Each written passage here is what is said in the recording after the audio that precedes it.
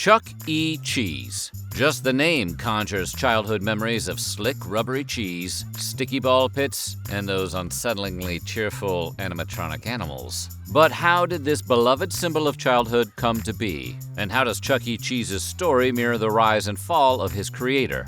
A 70s video game designer trying to make Ready Player One a reality.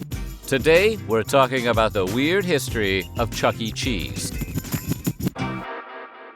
But before we get started, be sure to subscribe to the Weird History Food channel and let us know in the comments below what other nostalgic chains you would like to hear about. Okay, grab your tokens and your Tums and get ready to pay a visit to the place where a kid can be a kid.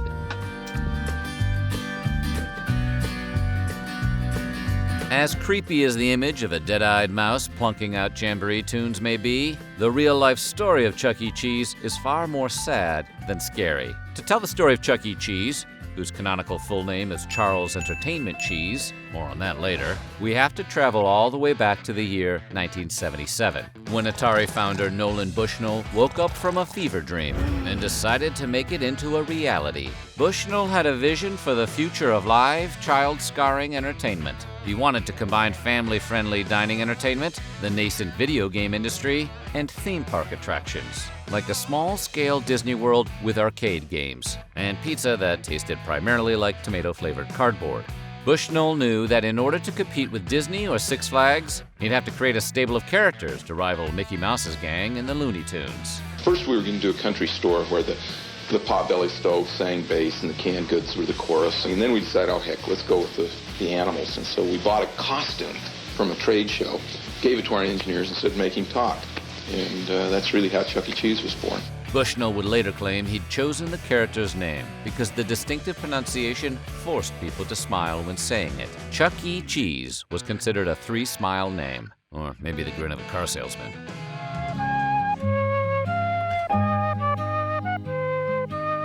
The first Chuck E. Cheese opened on May 17, 1977 in San Jose, California. Guests flocked to the location's mullet-like main attractions, the arcade in front and the showroom in back, where food was served, and every 8 minutes the curtains would rise on Chuck and his animatronic friends, playing a set with their backup singers, the Warblettes. Birthday one, honey bun, won't you be our birthday one? Please say yes, don't say no. And we'll tell the world. Originally titled the Chuck E. Cheese's Pizza Time Theater, Bushnell sought to differentiate his world from that of more traditional amusement park characters by replacing all the people in costumes with animatronics. Next song is for my second husband, Eugene, who used to ride with the Texas Rangers. By replacing weak flesh and blood employees who would get tired or need an occasional bathroom break with indefatigable robots, Bushnell could guarantee customers round-the-clock live and somewhat spooky entertainment, just as long as you were open-minded about your definition of live. To be clear, the animatronic prototypes found in that original Pizza Time theater were every bit as unnatural and freakish as you'd expect from an attraction featuring a character named Krusty the Cat. But this was the 70s, and Chuck E. Cheese and his gang were considered to be on the cutting edge of advanced robotic puppetry.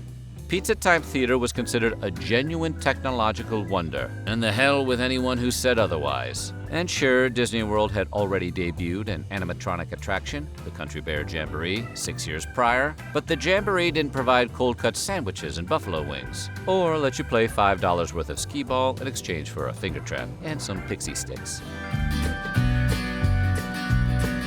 Bushnell hadn't originally meant for his creation to mimic the look of Disney's flagship character quite so hard.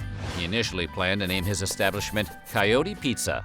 Unfortunately, the initial sketches were left up to the interpretation of the design team hired to create the animatronics. Instead of calling to double-check, they just went all in on what they assumed was a commission for a robotic rodent. Rather than scrap the work that had already been done, Bushnell quickly adjusted his plans and renamed the project Rick Rat's Pizza, which really sounds delicious. However, the world was still 40 years away from falling in love with Pizza Rat, so the suggestion was made that perhaps associating your family pizza joint with a full-blown rat infestation wasn't a great idea. Thus, Chuck E. Cheese was born, like a shotgun marriage, as a child of compromise. But he looked very different from the more youthful mouse we know today. In his first iteration, Chuck E. Cheese was a snarky, cynical jerk, a vaudeville comedian with the demeanor of Don Rickles. By now, it's probably no surprise to anybody that we got a birthday number coming up here. Well, it's a surprise to me. I didn't even get a present. Me neither, Big C. That's because it's not your birthday, nitwit. Oh, yeah! The OG Chuck wore a derby and a shifty-eyed scowl, and he even carried a cigar. We don't know how many children appreciated the irony of a mechanical rat doing Catskill comedy. In a March 1979 edition of Western Food Service magazine, Chucky was described as a streetwise Jersey-born rat who makes rude comments and interrupts his guests. That sounds uniquely awful, especially if you're a parent trying to plan a birthday party, or a Little League coach trying to find some place that can keep 30 kids entertained for an hour. But in fairness, no one asked for that boat ride scene in Willy Wonka and the Chocolate Factory either. Tell our little guy to turn it around, Wonka! Sometimes we need children's entertainment to be a little traumatic to stick in our collective nostalgia jar. Look at Kool-Aid Man and his no-knock drink raids, terrorizing children for flavor. Oh yeah! Hard hit by the cratering of the video game industry, Bushnell resigned from Chuck E. Cheese to file for Chapter 11 bankruptcy in 1983. The business was bought by its closest rival, Showbiz Pizza, for $35 million in 1985.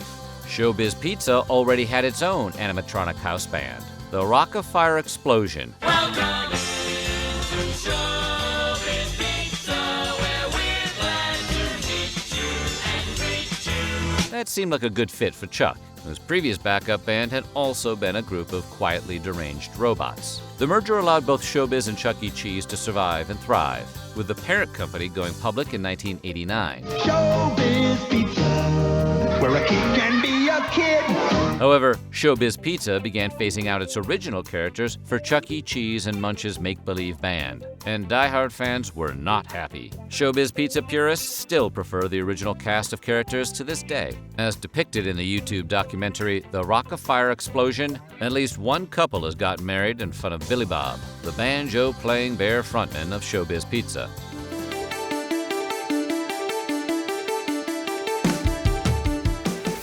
By 1995, the financial bloom was off the rose. Revenues declined from $272 million in 1993 to $264 million in 1995, which, if you do the math, is about 100 billion tickets being left on the counter. Meanwhile, Bushnell had gotten his revenge, in a way. By 1995, over 64 million video game consoles could be found in America's homes. With kids happy to sit in their bedrooms playing Nintendo, Super Nintendo, Sega Genesis, or Sony PlayStation, the customer base for arcades faded. It also didn't help that animatronic robots that once seemed so futuristic were also not aging well, as the new youth class had no frame of reference for Chuck E. Cheese's brand of 70s shtick. So what did appeal to 90s kids? Attitude. And in the 90s, attitude meant a lot of skateboarding, backwards hats, and pouty angst. The revamped Chuck E. Cheese didn't give his age, exactly, but he was clearly a lot younger. Like, he had to get his homework signed by his parents younger. Chuck E. also got a major personality adjustment and stopped interrupting and insulting his bandmates. Basically, he became less of an asshole. Maybe he started meditating. Like most of the children of that generation, we could assume this was because Chuck was sprinkling plenty of Ritalin on his pizza. But if Chuck E. Cheese wasn't a semi-abusive curmudgeon from a forgotten era of Hollywood, who exactly was he? Where did he come from? Why did he dedicate his life to serving pizza and entertaining children? Nobody thought too hard about those questions for the next few decades, which is probably the way it should have stayed.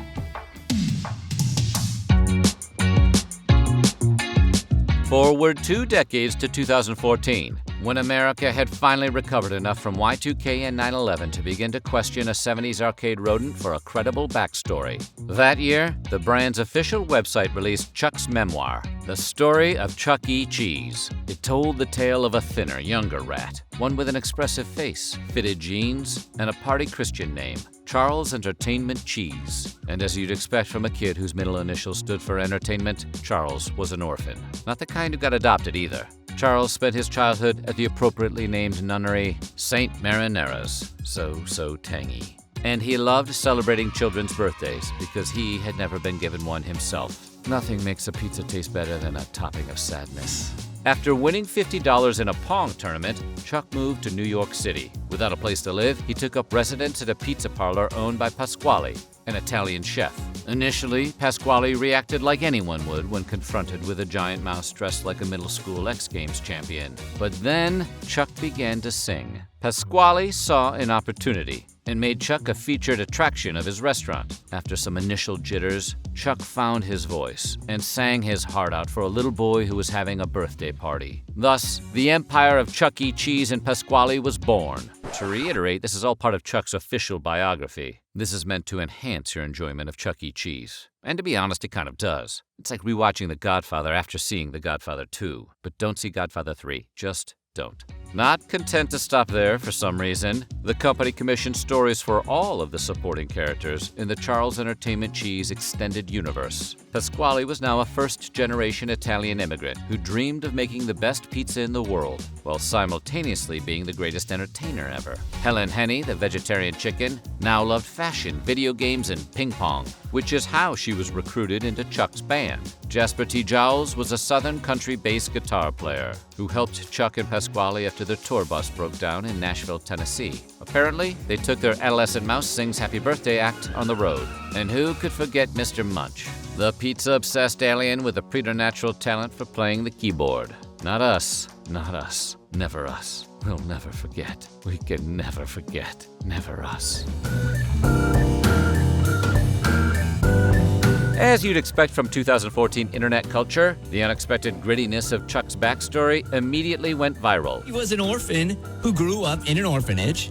His favorite song was Happy Birthday, and he loved celebrating other kids' birthdays because Chucky never knew his own parents.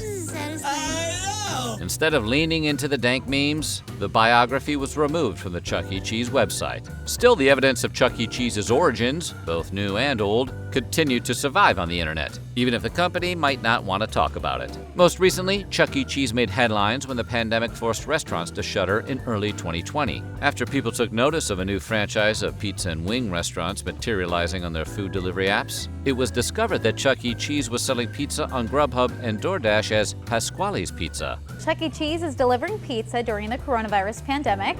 Kind of. Turns out the chain is operating a restaurant under a different name. Pasquale's has a thicker crust and more sauce. In other words, America's favorite mechanical singing mouse was operating his restaurant under the assumed name of his benefactor. Chuck E. Cheese might have been ahead of its time once again. Shortly after Pasquale's got outed, the ghost kitchen industry got a huge investment from Travis Kalanick, the guy who founded Uber. Presumably, a Super Pumped-style biopic series about the founding of Chuck E. Cheese is not far behind. And we already know who we're casting as Charles: Timothy Entertainment Chalamet. So what do you think? What was your favorite thing about Chuck E. Cheese? Let us know in the comments below. And while you're at it, check out these other videos from Weird History Food.